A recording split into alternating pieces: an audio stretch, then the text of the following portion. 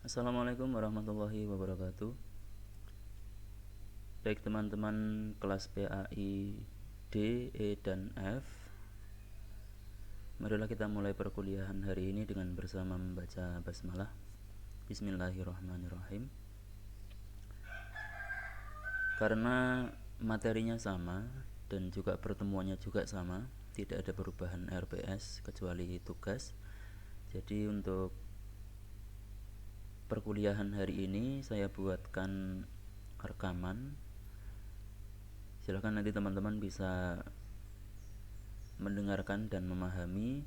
Kalau ada yang belum jelas, silahkan bisa ditulis di WA Group. Baik, sebagaimana yang ada dalam RPS kemarin, untuk hari ini, kemarin kita sudah belajar tentang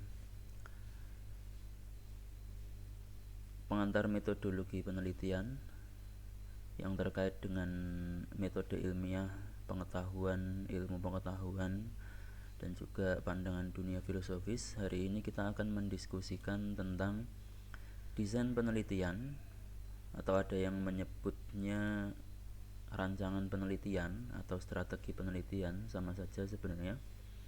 Kemudian kita juga akan membahas tentang generalisasi hasil penelitian, urgensi kegiatan penelitian nanti menjadi tugas teman-teman. Kita akan bahas bersama untuk pembahasan yang kedua. Jadi hari ini saya akan sedikit mengeksplorasi tentang desain penelitian dan generalisasi hasil penelitian. Abaikan kalau ada suara ayam ya, karena memang tetangga saya punya ayam. Baik, kita berlanjut ke materi yang pertama, yaitu desain penelitian. Jadi begini teman-teman, bahwa kegiatan penelitian itu harus kita rancang, harus kita petakan, harus kita rencanakan, sehingga kemudian ketika kita terjun ke lapangan atau kita akan mengumpulkan data dan seterusnya, itu tidak keluar dari tujuan yang ditetapkan. Jadi misalkan seperti proposal gitu ya, kalau kita misalkan mempunyai kegiatan atau event gitu ya, mengadakan kegiatan atau event, kemudian kita membuat proposal gitu ya. Proposal itu kan di situ kita jelaskan apa yang akan kita lakukan, apa yang ingin kita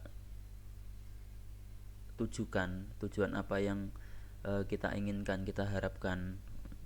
Kemudian rencana-rencana yang akan kita lakukan itu seperti apa, maksudnya itu untuk apa, bentuk kegiatannya itu apa, dan seterusnya. Itu kan ada dalam proposal kegiatan itu, yang itu nanti kita gunakan untuk entah mencari sumbangan, entah untuk laporan dan lain sebagainya. Jadi itu penelitian itu ada kemiripan dengan proposal kegiatan gitu ya. Jadi di situ itu ada apa namanya? Ada langkah-langkah, strategi, teknik dan seterusnya yang akan kita gunakan untuk membaca, untuk memahami, untuk mengeksplorasi fenomena-fenomena yang kita temukan gitu ya.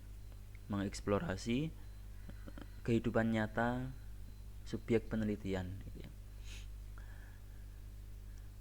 Nah, maka dari itu kegiatan penelitian itu harus ditentukan terlebih dahulu rancangannya, desainnya, strateginya itu apa gitu ya. Jadi harus ditentukan terlebih dahulu. Maka akan menjadi aneh kalau kemudian ada seorang peneliti itu tidak paham dengan desain penelitian gitu ya. Dan ini sedikit banyak saya temukan di beberapa mahasiswa yang mengerjakan skripsi, teman-teman. Jadi ada beberapa mahasiswa itu yang mengerjakan skripsi, atau bahkan yang paling parah itu ketika munakosah gitu ya. Kemudian kita tanya tentang eh, validitas data gitu. Validitas data misalkan penelitian kualitatif gitu ya. Validitas datanya itu menggunakan apa gitu. Dia itu kebingungan gitu. Ini kan agak aneh, padahal ketika dia penelitian dia itu harusnya sudah melakukan teknik validitas data. Dia harus memvalidasi datanya itu sudah sesuai, sudah benar, sudah valid atau belum gitu. Sehingga kemudian dituangkan dalam skripsinya itu. Tapi ketika ditanya validitas data itu dia kebingungan. Atau misalkan dia ditanya tentang masalah observasi gitu ya, langkah-langkah observasi yang digunakan itu apa, nah, dia itu kebingungan gitu. Atau kegiatan observasinya itu seperti apa, yang diobservasi apa gitu misalkan, dia itu kebingungan. Jadi seolah-olah dia itu menulis bab 3 di skripsi itu ya hanya sekedar menulis tanpa memahami gitu ya, tanpa dijalankan gitu. Jadi dalam anggapan dia itu eh, bab 3 atau metode penelitian itu yang ada di bab 3 skripsi itu bukan sesuatu yang urgen. Yang urgen itu hanya bab 4 saja. Padahal ya yang namanya penelitian, ketika seorang peneliti itu tidak paham dengan metode penelitiannya, maka hasil penelitiannya itu sangat diragukan gitu ya, sangat diragukan validitasnya gitu. Nah, maka memahami pentingnya desain penelitian itu untuk memudahkan kita nanti ketika turun ke lapangan, kita itu akan melakukan apa, kita itu akan mengolah data seperti apa gitu ya. Kita itu akan mengumpulkan data seperti apa, kita akan menentukan subjek penelitian, populasi penelitian, sampel penelitian itu seperti apa, itu akan mudah gitu. Kalau kita tidak merumuskan itu terlebih dahulu, atau kita itu kebingungan terlebih dahulu, ya kita harus mendesain terlebih dahulu.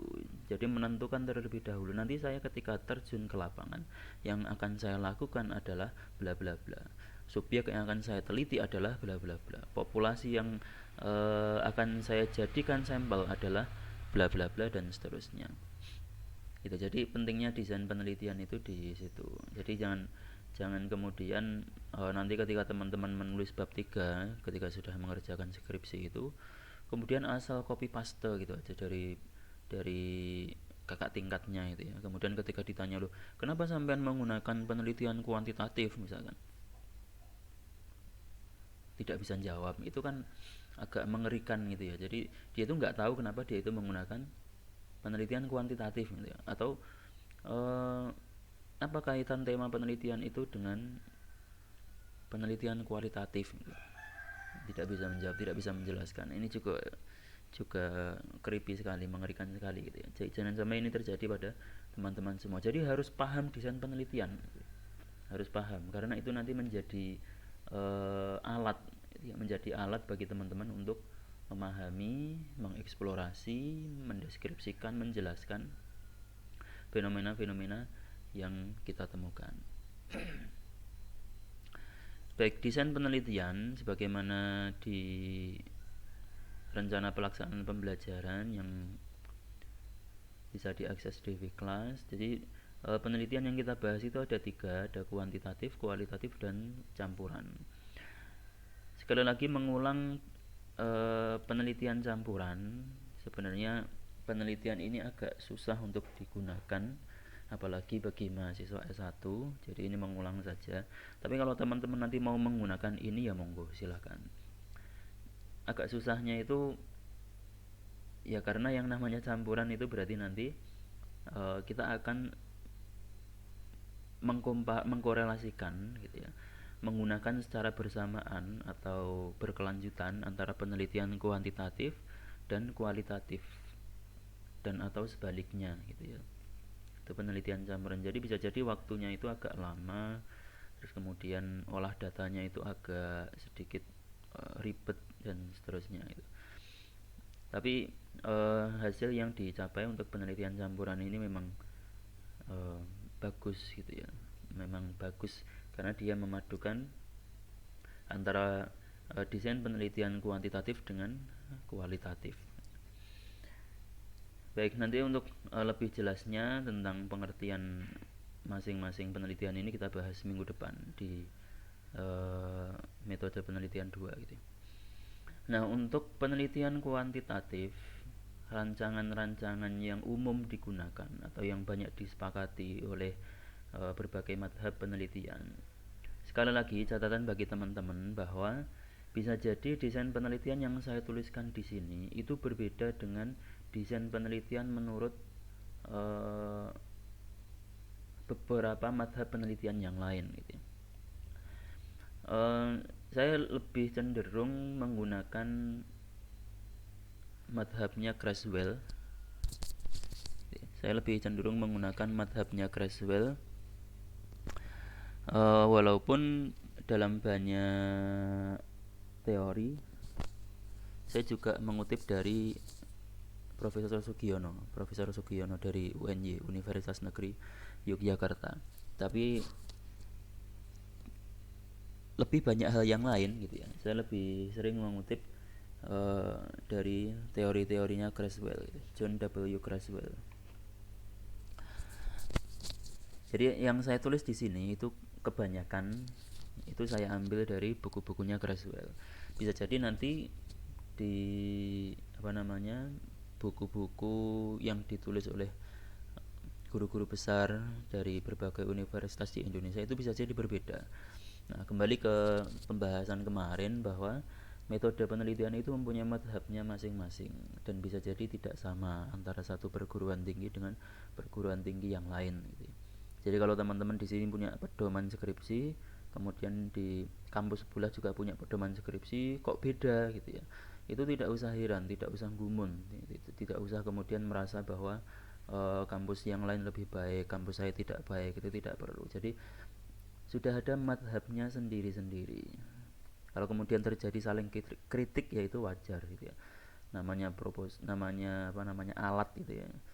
Itu kalau terjadi saling kritik itu ya uh, wajar gitu. Nah, yang pertama penelitian kuantitatif. Penelitian kuantitatif ini yang paling umum itu mempunyai dua rancangan, yaitu eksperimental dan non eksperimental. Jadi ada eksperimen dan non eksperimen, percobaan dan bukan percobaan. Terus kemudian kualitatif. Sekali lagi ini saya kutip dari bukunya Creswell, John W. Creswell, dan ini juga banyak digunakan oleh uh, berbagai universitas di Indonesia terkait ini pendekatan penelitian ini. Yang pertama penelitian naratif, kemudian fenomenologi, selanjutnya grounded teori, etnografi dan studi kasus. Nanti keterangan lebih lanjut kita bahas kemudian.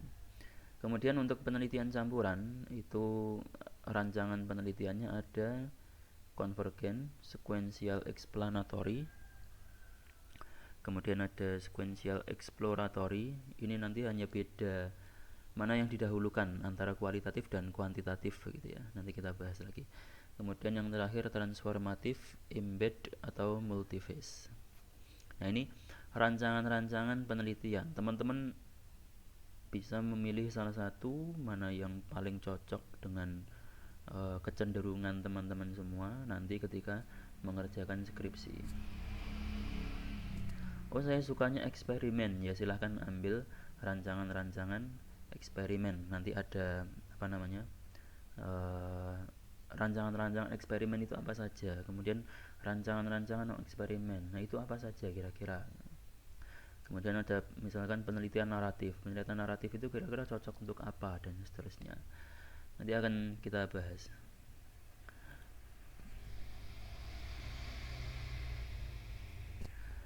Selanjutnya rancangan-rancangan eksperimental gitu ya. Rancangan-rancangan eksperimental milik penelitian kuantitatif itu terdiri dari empat rancangan. Jadi ini bisa dipilih salah satu. Ini saya kutip dari bukunya Sugiono. Nah, ini yang saya kutip dari bukunya Sugiono. Teman-teman bisa mengecek di buku-bukunya Sugiono terkait dengan Profesor Sugiono terkait dengan rancangan-rancangan eksperimental ini. Yang pertama pra-eksperimental atau pre-eksperimental design. Pra-eksperimental ini atau pre-eksperimental design ini banyak yang mengartikan bahwa rancangan ini itu tingkat validitasnya tidak begitu bagus gitu ya.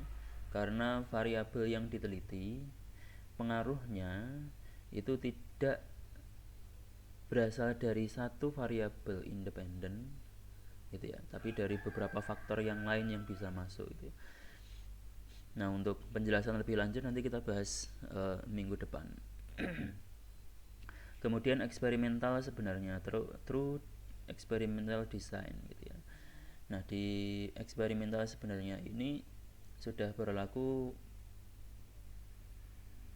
kelas kontrol dan kelas eksperimen atau kelas yang diberi perlakuan itu. Jadi sudah ada kelas kontrol, sudah ada kelas eksperimen. Bedanya di situ salah satunya itu adalah dalam penentuan kelompok antara kelas kontrol dan kelas eksperimen. Penentuan kelompoknya itu seperti apa. Kemudian yang ketiga, eksperimental semu. Ini yang banyak digunakan dalam penelitian kuantitatif dewasa ini. Jadi yang banyak digunakan dalam penelitian eksperimen kuantitatif itu yang nomor 2 dan 3. Ini maksud saya yang banyak saya temukan ketika membaca penelitian-penelitian itu, kalau nggak through eksperimen design ya kuasi eksperimen gitu ya, eksperimental semu. Dan yang terakhir desain faktorial. Kemudian rancangan-rancangan non eksperimen itu yang pertama rancangan historis, kemudian deskripsi, kemudian perkembangan kasus dan lapangan, korelasi, kausal komparatif, sebab akibat komparasi gitu ya, hubungan, kemudian tindakan. Ada yang kelewat penelitian survei gitu ya. Ini kelewat ya. Sering kita temukan penelitian survei ini. Contohnya ya biasanya muncul waktu pilkada itu ya, pilbub atau pilpres, pilgub. Jadi muncul survei-survei dari berbagai lembaga penelitian terkait dengan elektabilitas salah satu calon, terkait dengan kecenderungan pemilih dan seterusnya, itu survei itu. Atau juga bisa dalam penelitian masalah penggunaan obat-obatan, itu obat pusing yang digemari masyarakat itu apa, misalkan itu menggunakan survei. Jadi penelitian kuantitatif itu tidak hanya sifatnya itu eksperimen, memberi perlakuan pada salah satu subjek, kemudian menentukan kontrol terhadap subjek yang diberi perlakuan, itu tidak, tapi juga ada yang non eksperimen. Nah, ini untuk penelitian kuantitatif, nanti lebih mendalamnya kita bahas minggu depan. Kemudian selanjutnya desain penelitian kualitatif. Desain penelitian kualitatif itu ada 5. Ada yang mengatakan 5 desain ini itu sebagai pendekatan gitu ya. Jadi yang pertama penelitian naratif, ini maksudnya pendekatan naratif.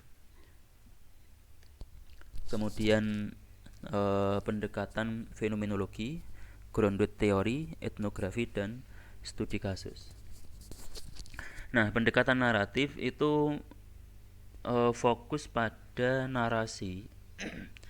Jadi dari bahasanya sudah bisa ditebak. Jadi naratif itu penelitian yang sifatnya itu narasi. Atau kalau dalam bahasanya Profesor Sugiono itu deskripsi gitu ya, pendekatan deskriptif gitu. Dalam bahasanya Creswell itu disebut sebagai narasi. Jadi pendekatan ini fokus pada narasi tentang pengalaman individu tertentu. Kenapa individu? Kenapa bukan kelompok gitu ya? Jadi yang harus diketahui oleh teman-teman semua bahwa penelitian kualitatif itu biasanya fokus pada sedikit subjek penelitian. Nah, beda dengan penelitian kuantitatif yang mereka mempunyai populasi dan sampel penelitian. Penelitian kualitatif itu hanya fokus pada sedikit subjek penelitian. Jadi semakin fokus, semakin valid data yang didapatkan gitu ya. Maka dalam penelitian kualitatif itu ada beberapa contoh penelitian yang subjek penelitiannya itu hanya 1 orang, atau subjek penelitiannya itu hanya 2 orang, jadi sedikit sekali. Beda dengan penelitian kuantitatif yang subjek penelitiannya berupa populasi sampel itu bisa mencapai puluhan bahkan ratusan orang.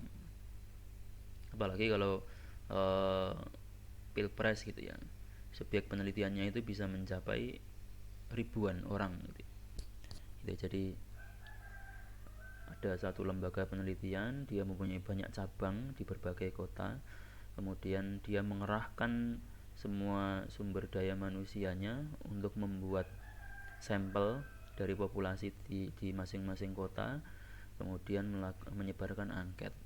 Jadi di situ dia bisa mengumpulkan, dia bisa meneliti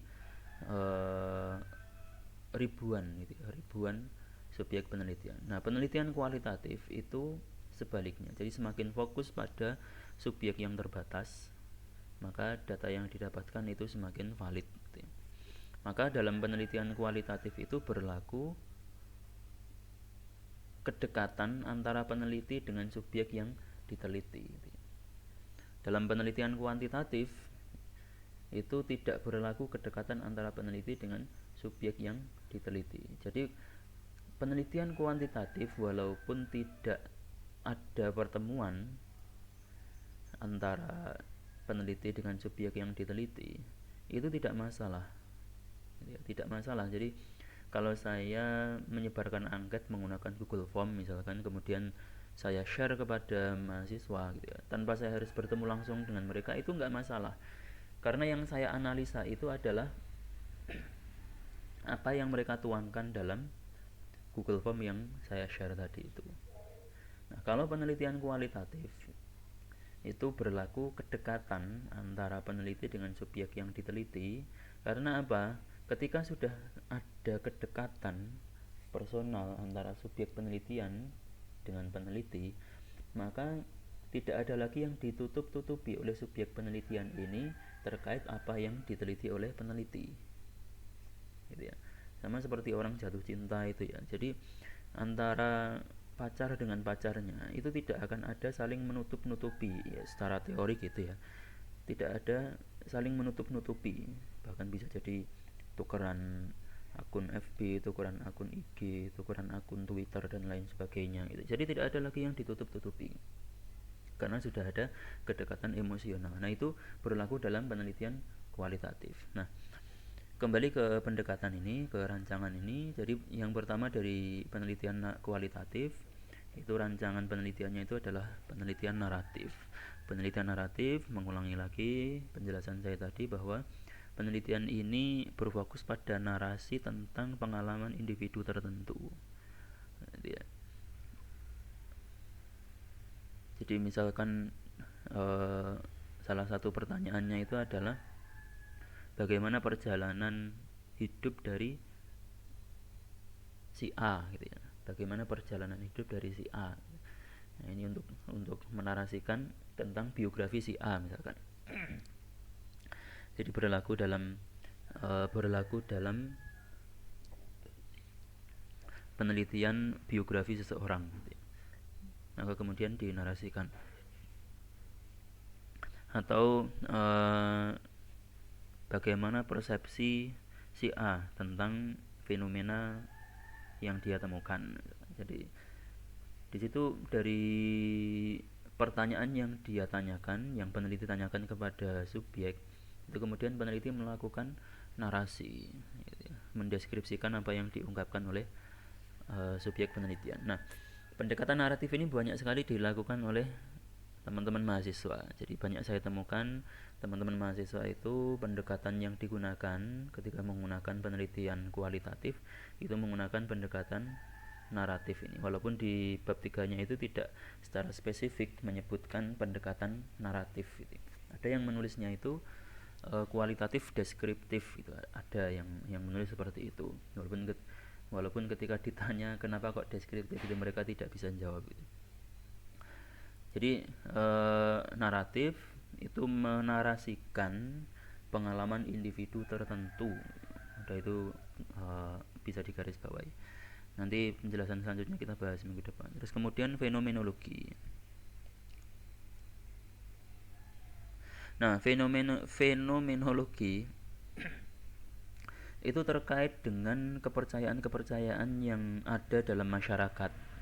Gitu ya. Kepercayaan-kepercayaan yang ada dalam masyarakat yang tidak ditemukan atau jarang ditemukan di masyarakat yang lain gitu ya. Atau bisa kepercayaan yang muncul atau dimiliki oleh satu individu yang jarang ditemukan di individu yang lain. Misalkan tahun 2018 atau 19 ya, 2018-19 kemarin di kota saya di Ponorogo itu muncul desa kiamat gitu ya. Jadi ada fenomena pandangan masyarakat bahwa kiamat sudah semakin dekat gitu ya. Efeknya banyak masyarakat itu yang meninggalkan harta bendanya di desa tersebut, di desa Watu Bonang tepatnya. Kemudian mereka pada hijrah atau mengikuti guru spiritualnya ke salah satu pondok pesantren di Kabupaten Malang gitu ya. Untuk niatnya itu bersiap-siap ketika kiamat sudah tiba gitu ya.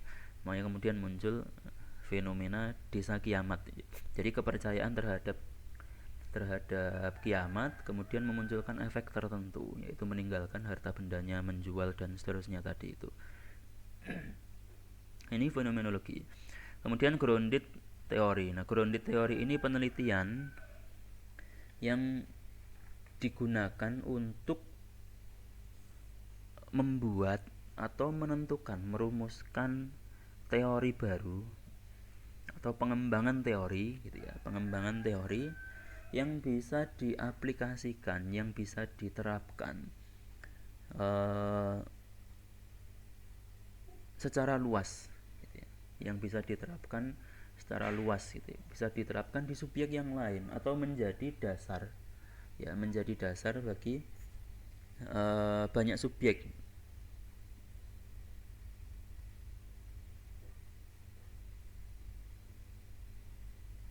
Nah, jadi dalam grounded teori ini peneliti itu harus bisa memunculkan teori baku, teori permanen gitu ya. Yang kemudian teorinya ini bisa digunakan untuk membaca atau untuk menganalisis sesuatu yang berkaitan dengan fenomena yang dia teliti sebelumnya gitu ya. Jadi misalkan grounded teori tentang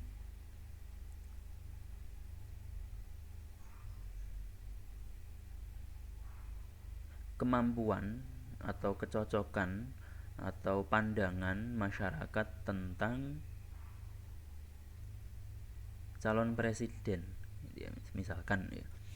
Jadi misalkan bagaimana pandangan masyarakat, pandangan individu, pandangan masyarakat atau individu terkait dengan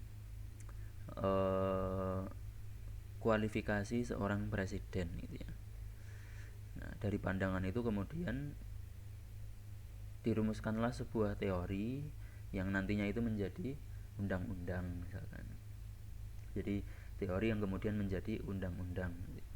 Nah, ini penelitian grounded teori. Nah, biasanya penelitian ini banyak digunakan dalam studi doktoral ya, ketika mengerjakan disertasi. Jadi disertasi itu salah satu outputnya itu adalah memunculkan teori baru gitu ya. Jadi tidak menjelaskan teori yang sudah ada sebelumnya, tapi memunculkan teori baru. Nah, grounded teori agak sulit dilakukan oleh mahasiswa S1, walaupun bisa saja mungkin, tergantung mahasiswa dan juga pembimbingnya. Kalau ada mahasiswa S1 yang bisa melakukan grounded teori, ya itu berarti keren sekali gitu ya. Kemudian selanjutnya etnografi. Nah, etnografi ini penelitian yang fokus pada budaya tertentu yang ada dalam masyarakat tertentu gitu ya. Jadi fokus dari, kalau fenomenologi tadi itu fokus pada kepercayaan ya, kepercayaan yang membentuk fenomena yang mempunyai impact gitu, mempunyai efek terhadap perilaku. Kalau etnografi itu fokus pada budaya atau ritual atau tradisi gitu ya, yang dimiliki oleh suatu kelompok masyarakat. Nah, itu etnografi. Dan yang terakhir studi kasus gitu ya. Studi kasus itu fokus pada kasus tertentu dalam struktur masyarakat tertentu yang sudah umum, yang sudah awam gitu ya, yang itu mempunyai ciri yang berbeda dengan masyarakat yang lain gitu ya. Misalkan di pasar Kliwon gitu ya, ya yang namanya pasar itu pasti semuanya itu berdagang gitu ya. Karena yang namanya pasar, pasti di pasar Kliwon itu semua orang yang datang ke situ, bekerja di situ itu ya pasti berdagang gitu ya. Kemudian kita mencoba mengamati gitu ya, mencoba mengamati satu atau mungkin dua subjek yang berbeda dalam masalah teknik perdagangannya gitu ya. Ini misalkan saja ya, misalkan saja. Jadi eh, pola pola dagang yang dilakukan oleh pedagang di pasar Kliwon itu adalah pola dagang konvensional. Jadi dia datang ke sana, menjajakan dagangannya. Kalau ada orang lewat gitu dipanggil, monggo mas, monggo mbak, monggo pak, monggo bu, dan seterusnya gitu ya. Nah terus kemudian ada eh, satu atau dua orang pedagang yang memberlakukan giveaway gitu misalkan. Jadi ada orang, dia memberikan memberikan pengumuman, membuat pamflet dan seterusnya, kemudian diupload di IG, diupload di media sosial, kemudian memberikan giveaway gitu ya. Jadi agar untuk menarik pelanggan, menarik pembeli, dia memberikan giveaway, entah itu memberi pertanyaan, entah itu memberi teka-teki, entah itu mengajak bermain game, kemudian kalau menang, kalau bisa menjawab, dia mendapatkan sesuatu dari yang dia jual. Pemenangnya mendapatkan sesuatu dari yang penjual itu jual gitu ya. Nah mungkin mendapatkannya itu bisa diberi diskon atau bisa diberi gratis dan seterusnya. Jadi di situ ada kasus yang berbeda yang dilakukan oleh seorang pedagang dalam berdagang di pasar Kliwon yang tidak sama dengan para pedagang yang lain. Jadi intinya studi kasus itu meneliti kasus tertentu dalam suatu kelompok masyarakat yang seharusnya sama gitu ya. Jadi meneliti suatu kasus tertentu yang berbeda dalam satu kelompok masyarakat yang seharusnya itu sama gitu.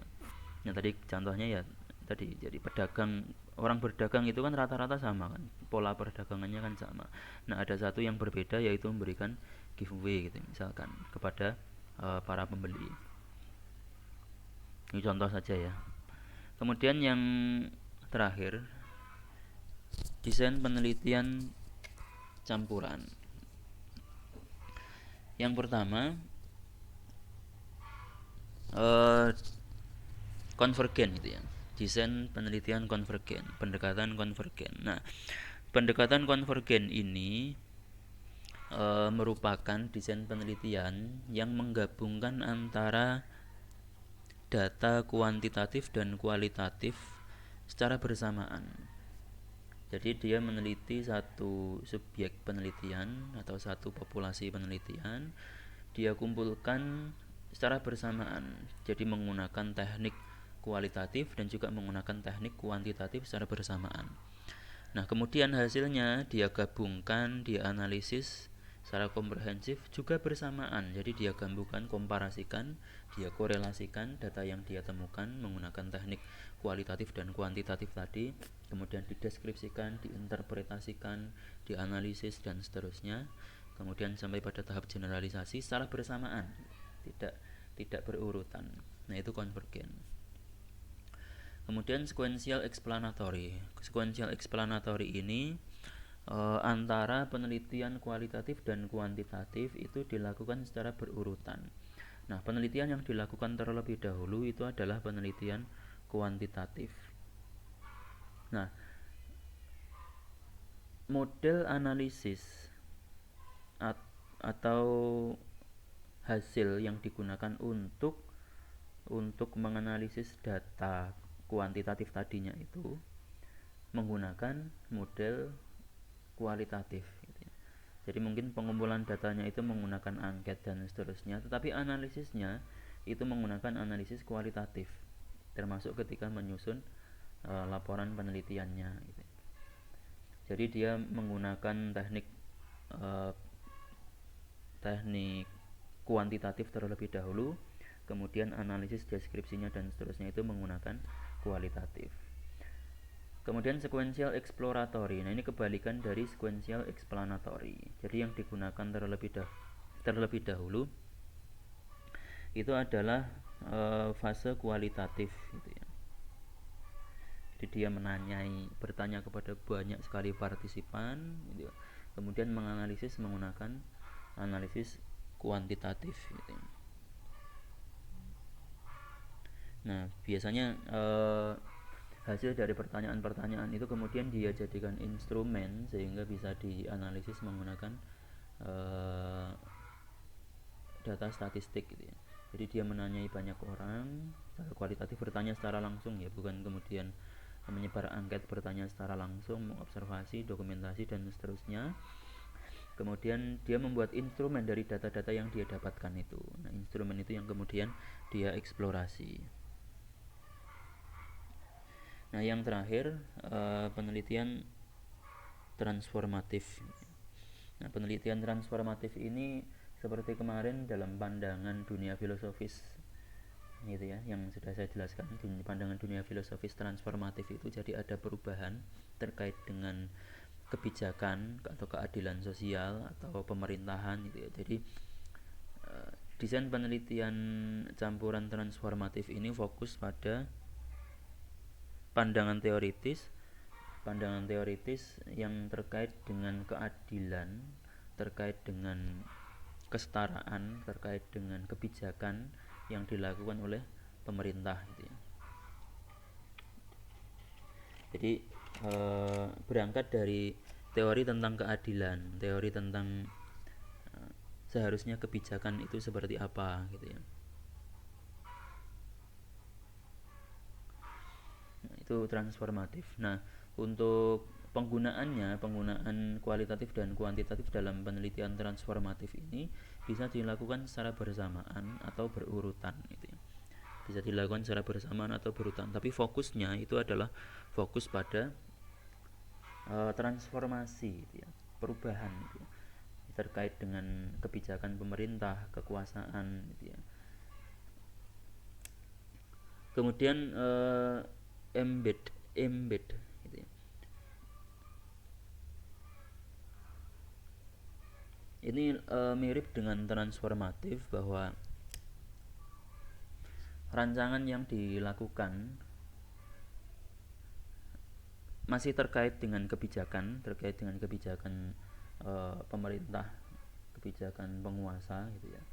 Jadi rancangan yang dilakukan dalam embed ini, campuran embed ini menggunakan data konvergen ini tadi di atas tadi, dan juga data sekuensial.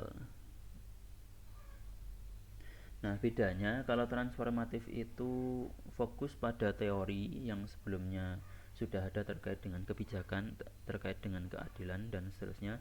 Embed ini fokus pada data yang didapatkan dari kualitatif maupun kuantitatif itu ya, baik yang konvergen maupun yang sekuensial, baik yang dilakukan secara bersamaan maupun berurutan antara kualitatif dan kuantitatif dan sebaliknya gitu. Jadi fokusnya bukan pada teori tetapi pada persepsi, pada data yang didapatkan dari masyarakat. Itu embed. Jadi bedanya kalau transformatif berangkat dari teori, kalau embed berangkat dari perspektif masyarakat. Baik, itu teman-teman desain penelitian. Nanti lebih jelasnya terkait dengan desain penelitian ini akan kita bahas minggu depan. Kemudian pembahasan selanjutnya tentang generalisasi penelitian. Nah, ini juga tidak kalah penting dan memang ada perdebatan dalam generalisasi penelitian, bahwa generalisasi penelitian itu merupakan salah satu kemampuan unik yang dimiliki manusia untuk menentukan kesamaan-kesamaan umum gitu ya, melalui pengamatan yang sudah dia lakukan. Jadi menentukan kesamaan-kesamaan umum dari pengamatan-pengamatan yang dia temukan, fenomena-fenomena yang dia temukan gitu ya. Nah, dalam pengembangan ilmu pengetahuan, generalisasi ini itu penting sekali untuk dilakukan. Tanpa generalisasi ya tidak akan muncul ilmu pengetahuan atau tidak muncul pengembangan ilmu pengetahuan. Jadi ilmu pengetahuan itu akan berjalan stagnan dan bisa jadi tidak ada ilmu pengetahuan baru. Generalisasi. Jadi konsep generalisasi penelitian itu yang bisa melakukan itu adalah peneliti yang paham, peneliti yang bisa memahami kesamaan-kesamaan umum dari beberapa penelitian, dari beberapa fenomena yang ditemukan, kemudian membuat satu konsep baru, satu teori baru. Misalkan ada sebuah temuan penelitian yang intinya itu sama, bahwa semua masyarakat manusia, ya semua masyarakat manusia itu tidak menyukai tabu insest. Tabu insest itu hubungan seksual antara keluarga yang masih memiliki hubungan darah, itu ya, tabu insest itu. Jadi tidak semua masyarakat manusia tidak menyetujui hubungan tabu insest gitu ya. Nah, ini generalisasi dari berbagai banyak penelitian terhadap masyarakat, baik masyarakat masa lalu, masyarakat masa sekarang, masyarakat di Afrika, masyarakat di Asia, dan seterusnya. Itu semua masyarakat manusia itu tidak menyetujui hubungan tabu insest. Nah, ini namanya generalisasi. Dari penelitian di Afrika, penelitian di Indonesia, penelitian di Rusia, penelitian di Amerika gitu ya. Kemudian muncul kesimpulan-kesimpulan yang sama gitu ya, bahwa semua masyarakat manusia tidak menyetujui tabu insest gitu. Kemudian dijadikan konsep, dijadikan teori, semua manusia tidak menyetujui tabu insest. Jadi teorinya seperti itu, berangkat dari generalisasi semua masyarakat manusia, masyarakat di Afrika, masyarakat di Eropa, masyarakat di Rusia, masyarakat di Indonesia, ya, semua masyarakat manusia tidak menyetujui tabu insest. Kemudian dibuat teori, dibuat konsep, semua manusia tidak menyetujui tabu insest. Nah, itu generalisasi.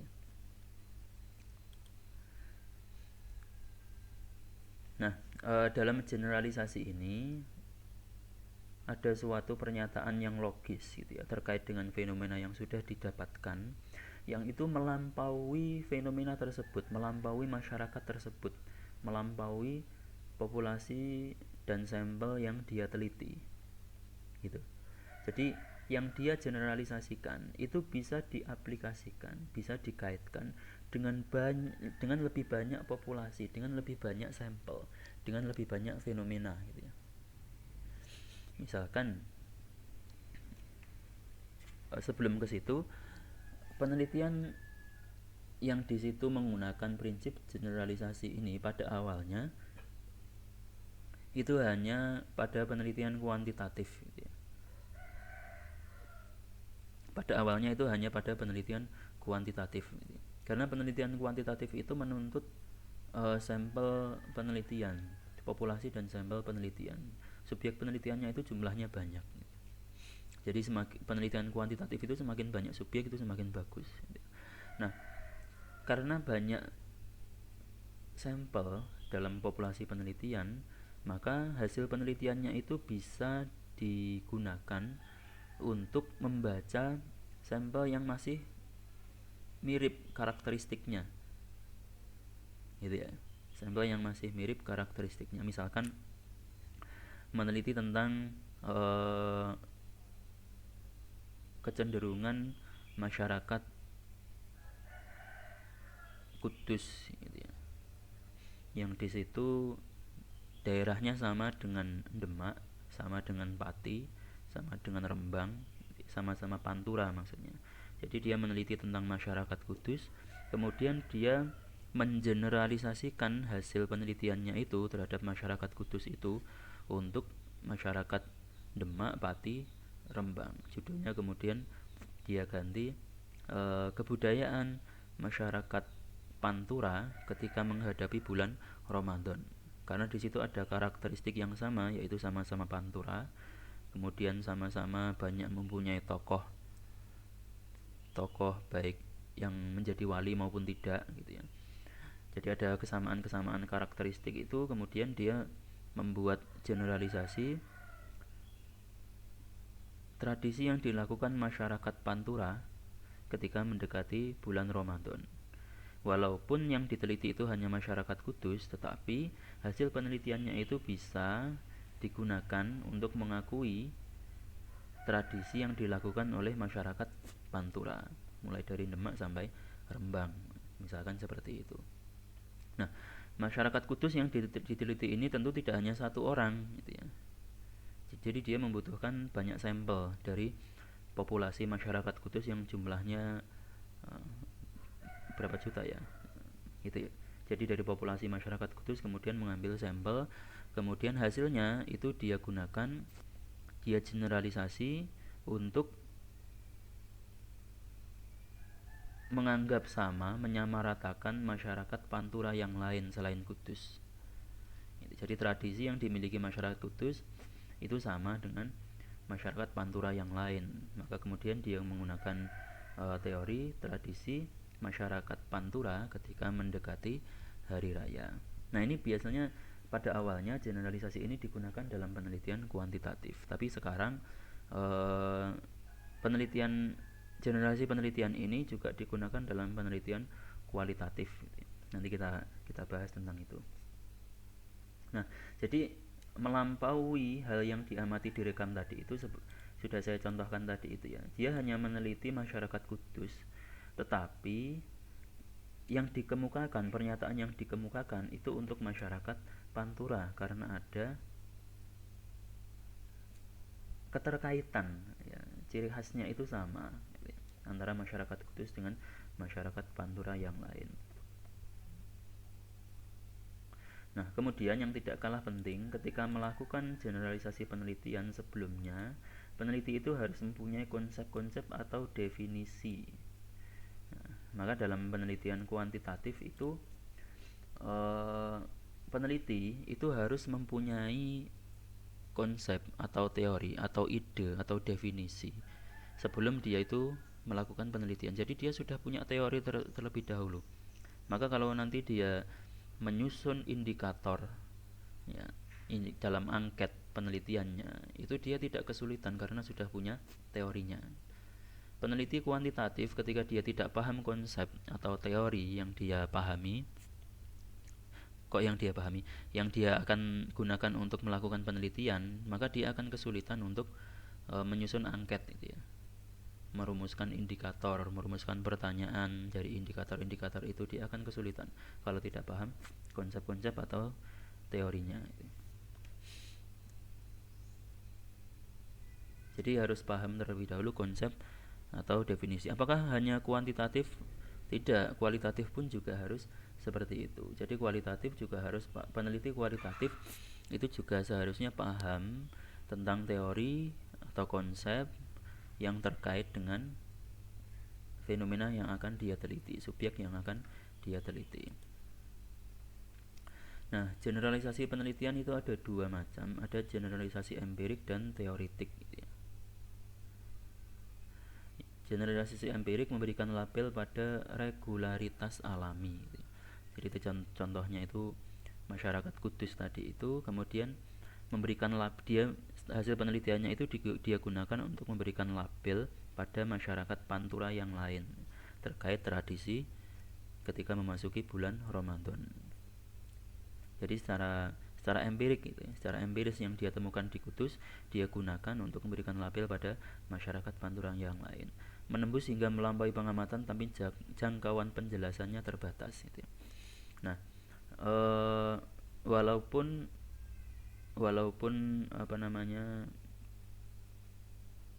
berlaku untuk masyarakat Pantura yang lain, hasil penelitiannya itu tidak bisa digunakan untuk keseluruhan masyarakat Indonesia gitu ya. Jadi terbatasnya itu hanya yang karakteristik subjek penelitiannya itu sama. Kalau karakteristik subjek penelitiannya itu beda, maka pernyataan dari hasil penelitiannya itu tidak berlaku lagi, tidak berlaku bagi masyarakat pantai selatan atau masyarakat Pulau Jawa bagian tengah misalkan. Jadi tradisi memasuki bulan Ramadan di Pantura itu tidak berlaku bagi masyarakat di daerah pantai selatan misalkan, yang secara karakteristik itu sudah berbeda. Menunjuk pada hubungan-hubungan yang berlaku dalam kondisi-kondisi tertentu tanpa peduli ruang dan waktu. Nah ini walaupun berbeda kabupaten, berbeda berbeda kondisi ekonomi, tetapi karena karakteristiknya itu sama, karakteristiknya itu sama, waktunya juga sama, ruangnya juga sama, yaitu Pantura maka pernyataan tentang tradisi memasuki bulan Ramadan itu di Kabupaten Kudus bisa digunakan sebagai pernyataan masyarakat Pantura yang lain. Jadi saling terkait, saling terhubung karena ruang dan waktunya sama, ruangnya sama di Pantura, walaupun ada kondisi-kondisi yang mungkin berbeda dan juga mungkin sama. Jadi ada kesamaan karakteristik tadi walaupun tidak semua karakteristiknya itu sama. Misalkan karakteristik masyarakat Kudus itu lebih dominan di perdagangan misalkan. Kemudian secara ekonomi Kemudian karakteristik masyarakat Pati sebelah selatan itu lebih dominan pada aspek pertanian.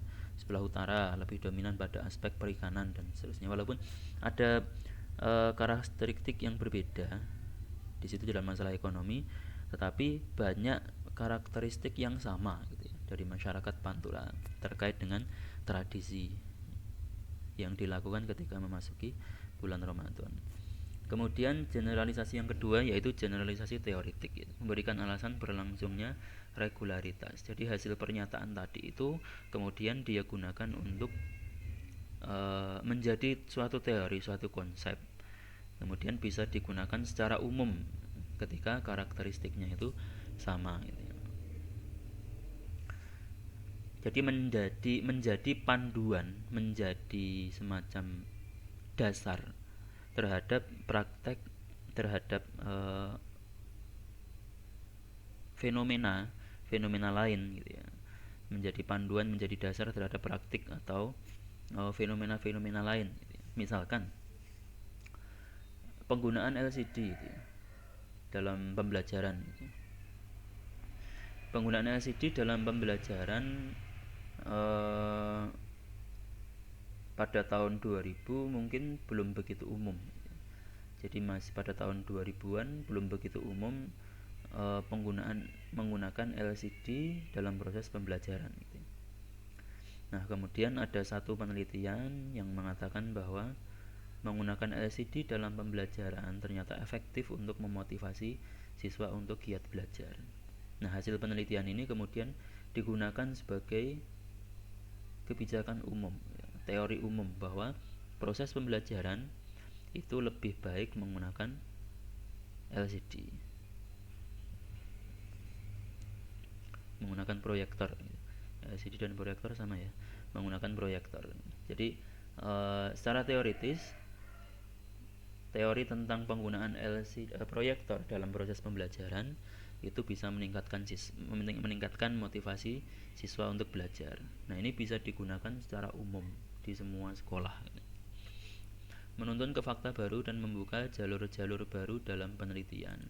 Nah, terkait dengan contoh tadi itu berarti membuka jalur-jalur baru dalam penelitian terkait dengan inovasi pembelajaran, terkait dengan fakta baru, terkait dengan proses pembelajaran. Jadi harus ada inovasi, misalkan fakta barunya seperti itu. Mengacu pada hubungan-hubungan yang sangat abstrak yang dapat dipandang sebagai induk generalisasi empirik di mana pernyataan deskriptif merupakan kasus khusus. Nah, teori yang digunakan dalam penelitian empiris teori yang digunakan dalam penelitian empiris yang merupakan hasil generalisasi teoritik itu kemudian dipandang sebagai induk generalisasi, atau teori itu tetap akan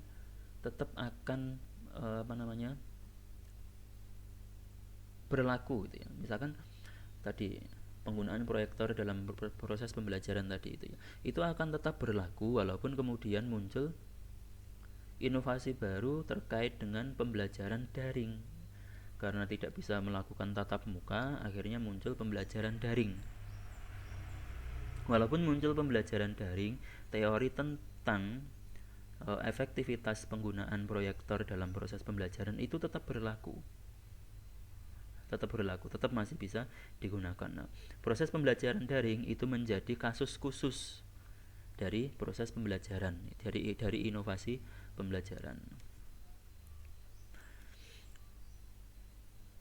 Kemudian yang terakhir tadi terkait dengan apakah penelitian kualitatif itu bisa digeneralisasikan. Bisa ketika penelitian kualitatif itu menerapkan prinsip applicability atau ada yang menyebutnya itu transferability. Jadi ketika konsep dari satu subjek penelitian itu bisa digunakan untuk subjek penelitian yang lain yang karakteristiknya sama seperti penelitian kuantitatif tadi itu, maka konsep itu bisa digeneralisasikan. Gitu ya. Jadi dalam penelitian kualitatif walaupun yang diteliti itu hanya satu subjeknya, tapi ketika satu subjek ini karakteristiknya itu sama dengan subjek yang lain, maka subjek yang lain itu bisa dikenai pernyataan dari subjek yang diteliti. Jadi ada prinsip applicability, bisa digunakan untuk orang lain, bisa digunakan untuk masyarakat lain, individu yang lain. Maka di situ berlaku generalisasi penelitian dalam penelitian kualitatif. Sama dengan kuantitatif tadi ya, jadi ada kesamaan karakteristik. Di kualitatif ada prinsip kesamaan bisa digunakan untuk subjek yang lain.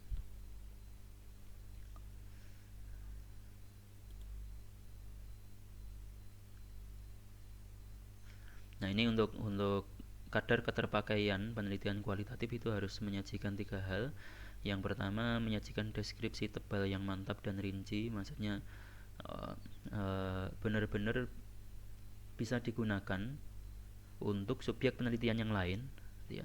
Jadi tidak ada masalah ketika satu temuan penelitian dari satu subjek digunakan untuk subjek yang lain atau subjek yang lebih luas, gitu ya. Misalkan meneliti tentang kecenderungan menggunakan WA group, gitu ya, dalam proses pembelajaran di IAIN Kudus, gitu ya. Jadi persepsi mahasiswa kelas PAID misalkan, gitu ya. Satu mahasiswa diteliti secara komprehensif terkait dengan penggunaan WA group dalam pembelajaran. Jadi ditanyakan secara kualitatif bagaimana kesannya, bagaimana pembelajaran menggunakan WA group itu memotivasi dia untuk belajar dan seterusnya. Nah, hasil dari penelitian itu terhadap satu mahasiswa kelas PAID itu kemudian ketika sudah tersusun secara rinci dan benar-benar